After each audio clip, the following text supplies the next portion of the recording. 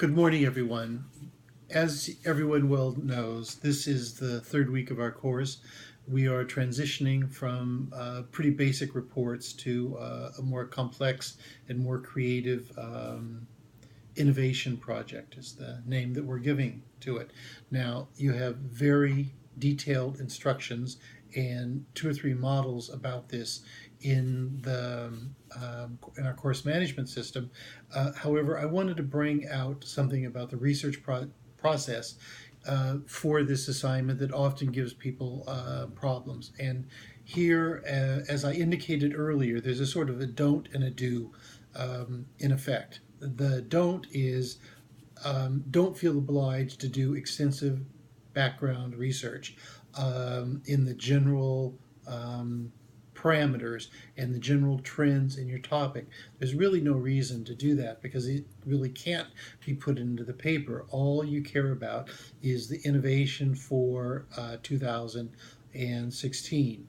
Now, there's a three-step process for this that makes that very simple, and that's what I want to go over here, and this is the do part of that. The first thing is you should, in almost all cases, begin with going to our university online library.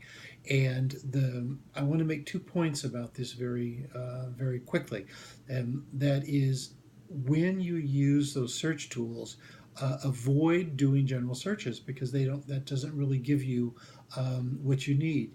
You want to make sure that your search terms are place and time specific, and you'll be surprised at the quality information that you get from that. So the second thing that I wanted to bring up here regarding using the online library is if you get blocked or if you're not happy with what you're getting, just go to the chat session. Go to the chat function that is right there, and the librarians are, usually right there waiting for you, and ask them and develop rapport with these librarians because they're really smart and they're really skilled, and this is what they do day in and day out. So they have really good suggestions at their fingertips.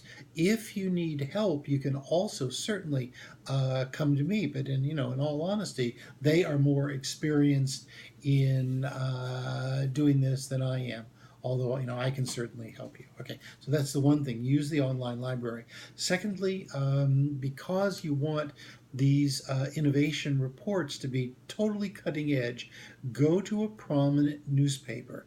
And by that, I mean something like the New York Times, the Washington Post, the Wall Street Journal, or a magazine such as the Economist magazine or the Harvard Business Review. Those 4 or 5 will easily allow you to see how what it means to be innovative in this particular field.